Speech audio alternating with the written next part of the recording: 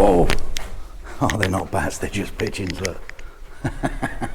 Welcome back to my channel. I'm Jimbo of the YouTube channel JB Wanders, and we're here today at the top of an extinct volcano. At the start of our historical road trip over into East Isaan, we drove east out of Bangkok for 4.5 hours in yesterday's video, and then I took you for a wonderful wander in the rain around Phanom Rung Historical Park. In today's video, arguably, is something even more spectacular. Join us.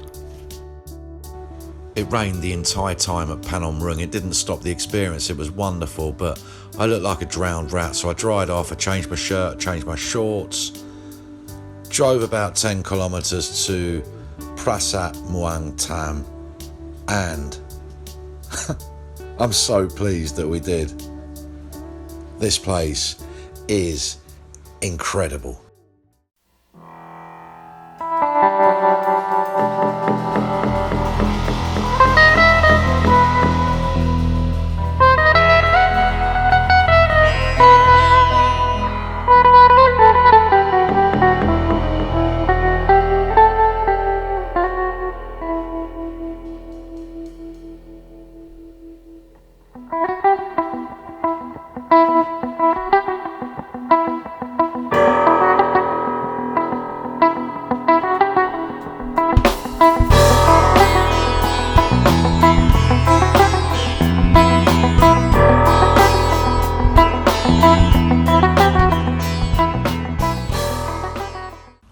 Here's Steve flashing his entry ticket like he's the FBI. I spotted this. Look at this thing.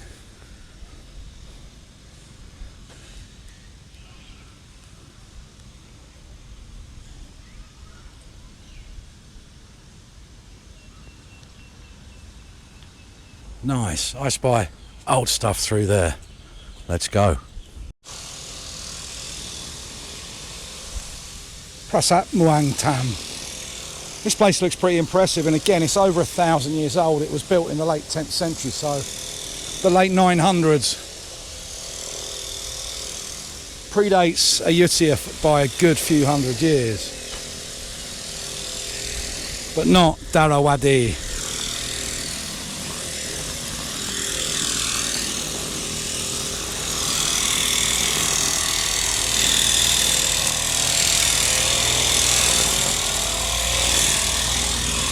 Wow, look at this place, looks pretty cool.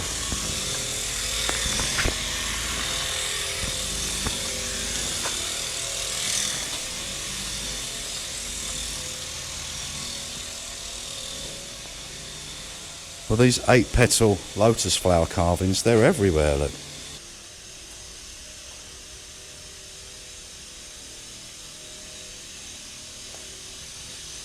Wonder what was here before this.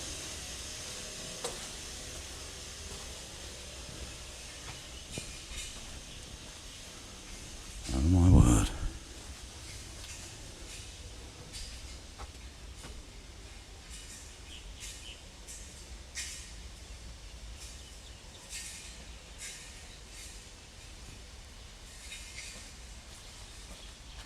If anything, this is more impressive than Phanom Rung itself. Prasat Muang Tam. Prasat Muang Tam.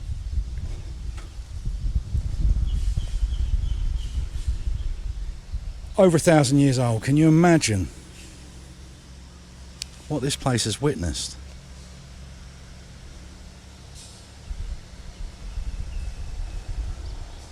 Well, that's a naga all the way around the top of this wall, look.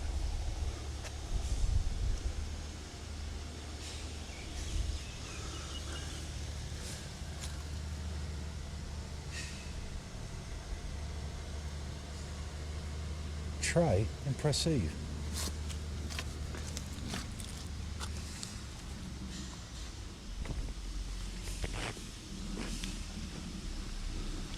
Oh, let's buck the trend as usual. We'll go anti-clockwise and then we'll go inside, look.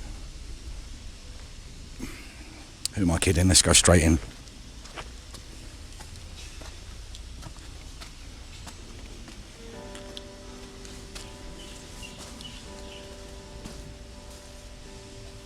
All those stones again, look, in the all the holes in the stones.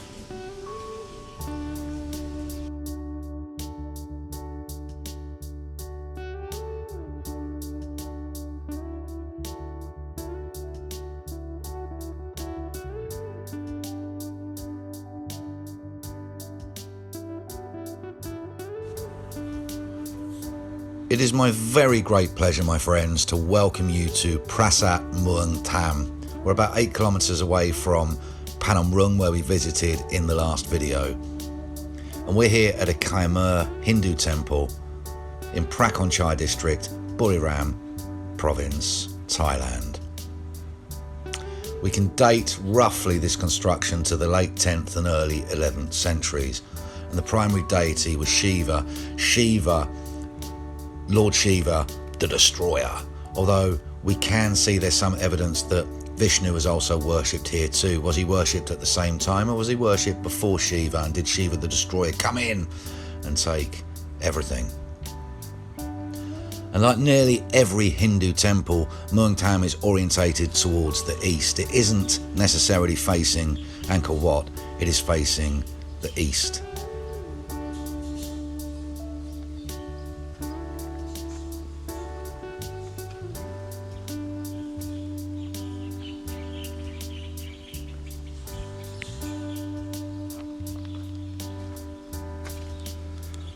JB Wonders Tomb Raider, the game, coming soon.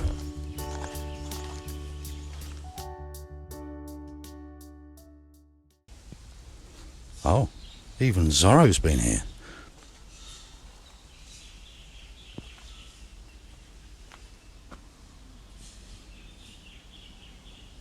You can wonder about this place all day. As soon as I see people, I turn around and I go the other way. Run out of superlatives for a place like this. I'll walk around the outside in a minute as well. Look, wow, that's pretty narrow. Oh, look. Yeah, I'm not getting through there, look.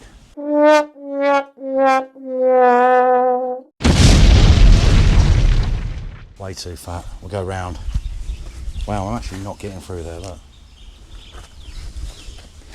Hippo.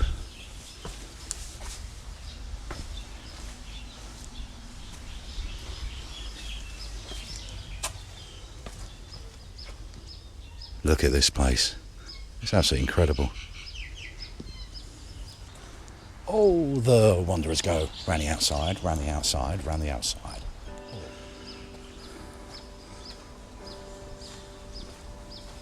And Naga is very heavily influences this place, rather, in a much different style to Thai style Naga. Look at those.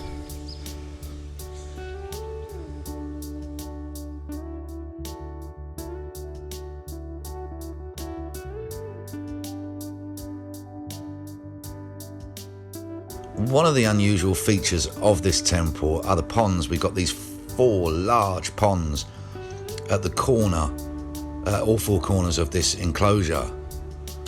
And, you know, usually you see a couple, but the way this is set out is a little bit different.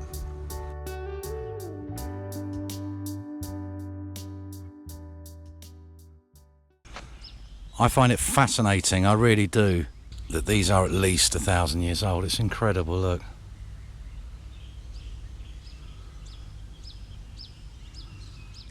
As I mentioned to you in a previous video, I've got to go on a road trip. Well, I've done it, I'm on it.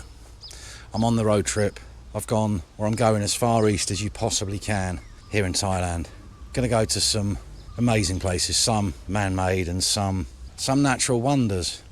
For example, here today we've gone to Phanom Rung and now we're at Prasat Muang Tam, and this place is extraordinary. I know a lot of YouTubers like to clickbait you with unseen Thailand and tourists don't go here, and for people who are interested in Southeast Asian history and archaeology and everything like that, this place is it's extraordinary. It's an incredible place to visit, it really is.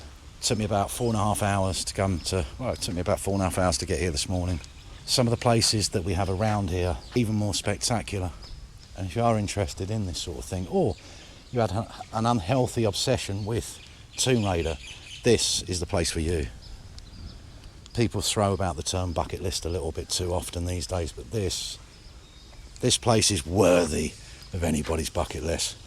Anyway, let's get that off me and my freshly dyed beard. It's coming back. I'm going to grow the big beard again. I'm going to dye it anyway.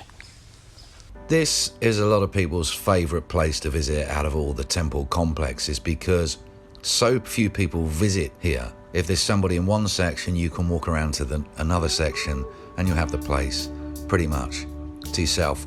Like I said, the whole complex, built as a shrine to Shiva, has got a pretty unusual layout. Most significantly, we've got 5 towers here. The main one couldn't be rebuilt, it was destroyed too much. They're grouped in 3 in the front and 2 in the back rather than the expected Quincook's cross shape. More of that cross shape later.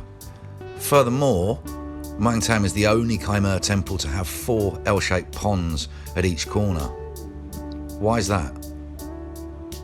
I'll tell you what, if you come here and you're not impressed, I'll give you your money back.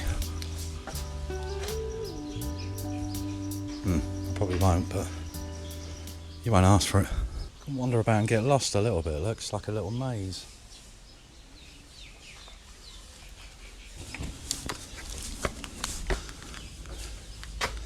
What an incredible place. I know I keep saying it, but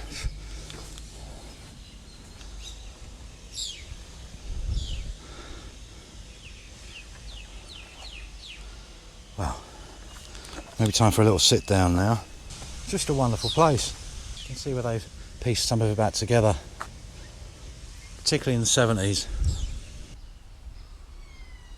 These were the libraries here, so this was a section of learning.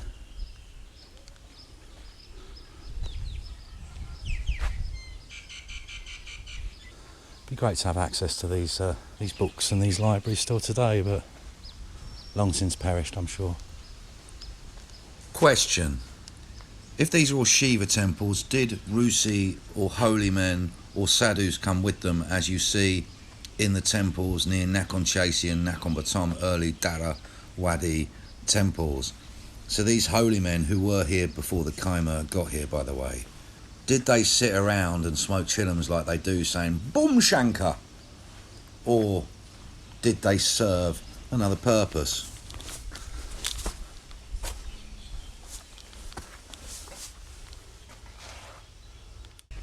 Just walking through here and I spotted this little fella down here. Now, correct me if I'm wrong, please do, but I believe this is a Rusi. Over 1,000 years old. Type of a sadhu, Hindu. Look.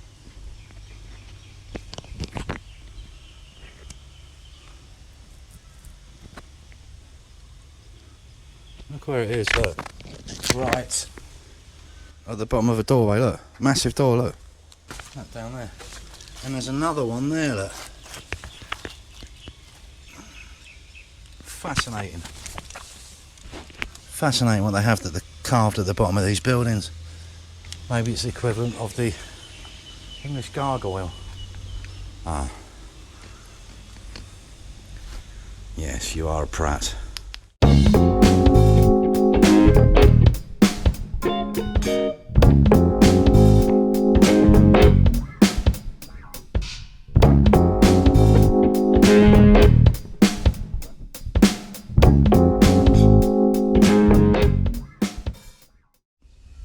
So at the time in Europe when we had castles and everything, look, almost like turrets.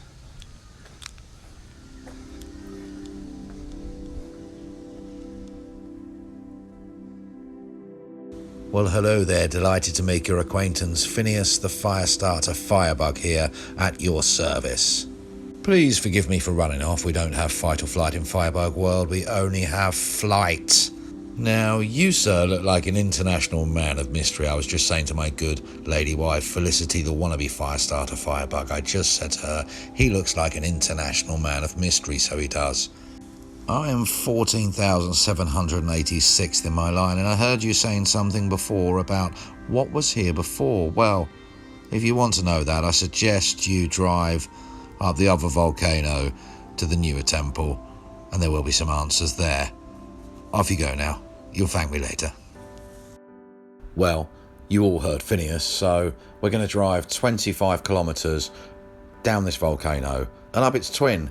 The twin volcano is where this other place lies. Let's go. We're going to go through Quarry first.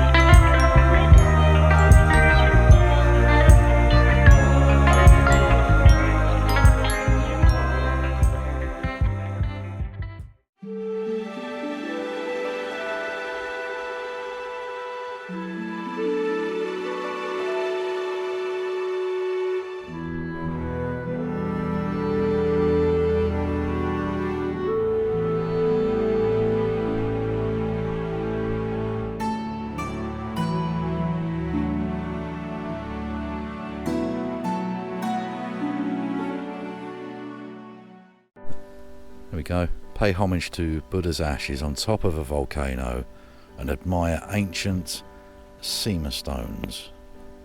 That surprised me. Look, I knew these Dara Wadi stones were here, not just because the firebug told me.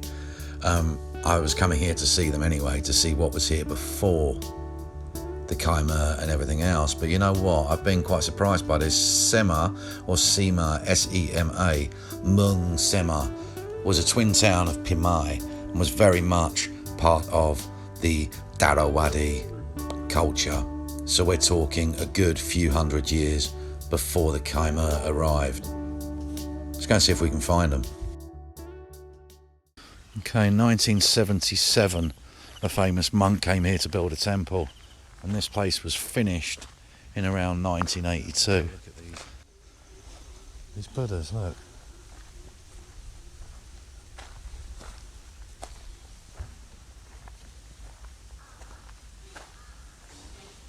As you can see, they're all red. Okay. So I've been drawn to these sandstones already. This is what I was looking for right there. And the first thing I've walked to by accident are the sandstones. Yeah, Steve, these are the sandstones I was talking about. They're Dharawadi. They're like 6th century, 7th century, these stones through there.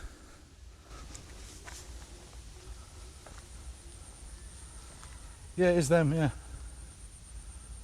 Okay, yeah, so this place was built on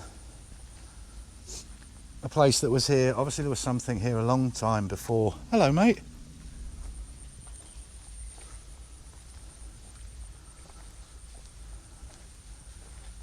Growly little prick. Sorry, I can't explain to you why they're wearing these particular clothes at the moment, but on another auspicious day those clothes will be changed.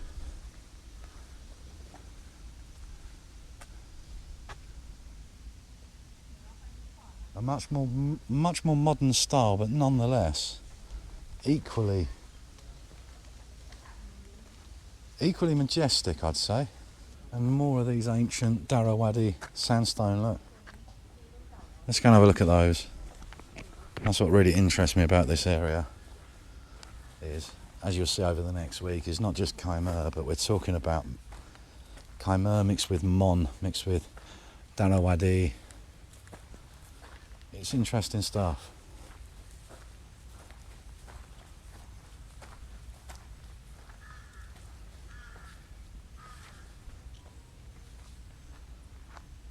Everything in this red stone, look.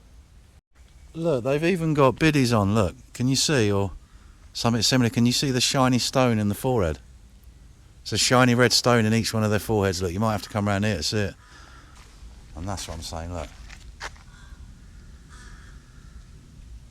Every one of them's got a bidi, like, or bindi, or whatever they're called. These are all yellow, the ones up there were red.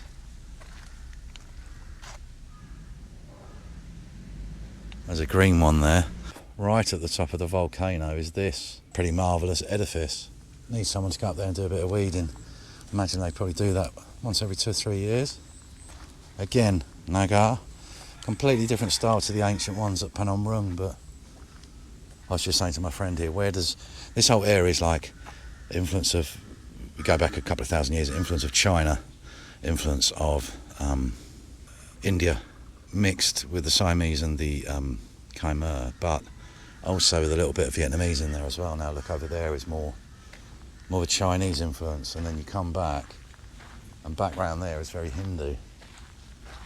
Again, very quiet place. I imagine on certain auspicious days this place gets really, really busy, but today it's Monday and it's really beautifully quiet. Let me just have a quick look at these. These are the same lions that I saw at the last place, I think. Yeah.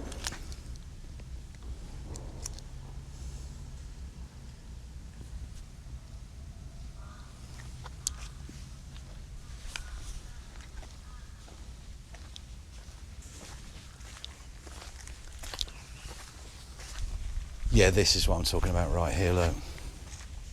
These old sandstone artefacts, let's call them. Dara Wadi. We're going to see a lot more of that when we go to Sitep later in the week, but 6th century through to about the 10th or 11th century. So I did notice you got all the volcanic rock there, look. Quite fitting on the extinct volcano. It's built on a bed of volcanic rock. There's dogs everywhere in this temple, but someone donated those paintings from Yanawar in Bangkok, so I don't know. It doesn't say up there whether they're really old, they were transported here, whether they were put on there. And look, this one's got a blue one. Absolutely stunning. What's that shape there? Is that Thai? Is it Khmer? Or is it Dara Wadi? Or even Khon culture? More here of the, I believe, I'm going to correct myself probably when I do a bit more research, the 7th century Dara Wadi sandstone. Let's go and have a look inside. Stunning place. Shoes off. Oh. They look like a Yorkshireman's shoes.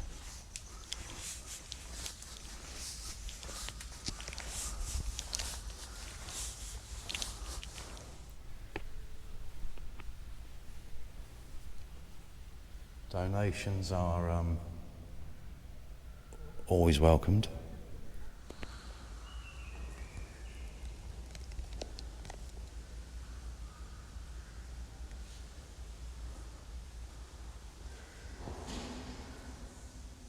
It tells a whole story of Buddha and other stuff.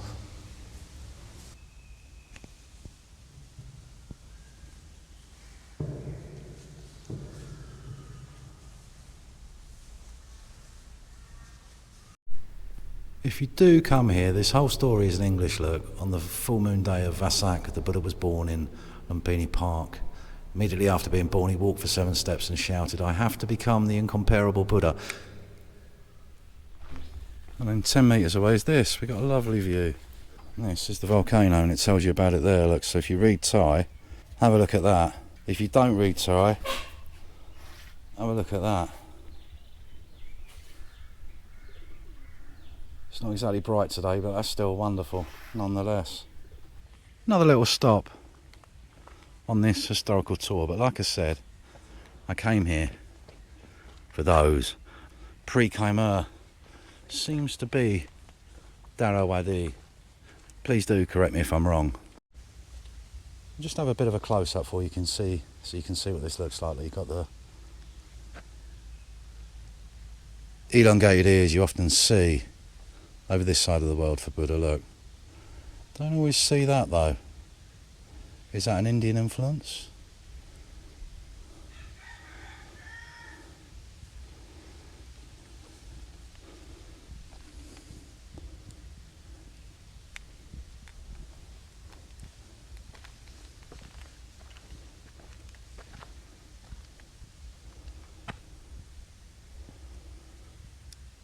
And that's pretty much it. That's the same pose all the way around, I think, which means, although this does look a little bit like Thailand, the Thai Saturday pose or Buddha's pose for Saturday, I believe this is the pose calling the earth to witness or earth touching Buddha. It's one of the most common poses you'll find in Thai temples, with the leg crossed, the left hand in the lap and the right hand pointing to the ground with the palm facing inward toward the Buddha. I think it signifies the moment of enlightenment for the Buddha.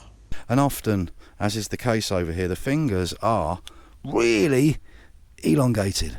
Don't know why. I'm also genuinely interested what these are. I don't think I've seen these in this shape and this sort of style before. These flags, is this something local to the area? Again, if you know, particularly if you're Thai and you know, please do let me know. I'm interested in always learning more and more about the country that I call my home. Yeah, look, it's quite unique. That was a most enjoyable day, and I tell you what, I didn't think about the football once. Spain had beaten England early that morning in the Euros final, and usually I'd be moping about all week. I didn't think about it once. Fantastic day. Decided not to press on towards Sisaket. I'd already done 550 kilometres or something like that. But there was one more place I wanted to check out before I checked into a 500 baht a night hotel in Nang Rong, which, let me tell you, was very, very comfortable. The place we're going to go to now, on Google Maps, it says a columnar basalt, aka Buriram Grand Canyon. To me, it looks like an ancient quarry. What do you think? That right there is the Buriram columnar basalt, aka Buriram Grand Canyon. I've got to admit, I'm a little bit underwhelmed. I've just driven 25 kilometres for that. I have. I get a 2,000 baht fine. I'm not going to do it then. Especially not if I put that on video, I'm in trouble, and but look, there's the columnar basalt. It goes all the way around, like the far side over there, and I don't know where people are getting good shots from, but so this is what it is pretty much here. Look, this is what the columnar basalt is, but I guess cut the trees out of the way and you could have a quick look, couldn't you? Look, this is what it is here. Look, this type of rock here. Look.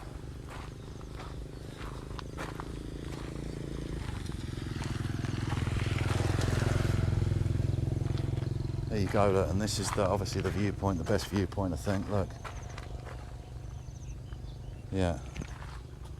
As we've come the opposite way, rather than pushing on to Sisaket today, I think we're just going to stay in Nang Rong tonight, and then bright and early in the morning through Sisaket to a wonderful place that has only opened very recently, in a very contentious place as well. Cheers.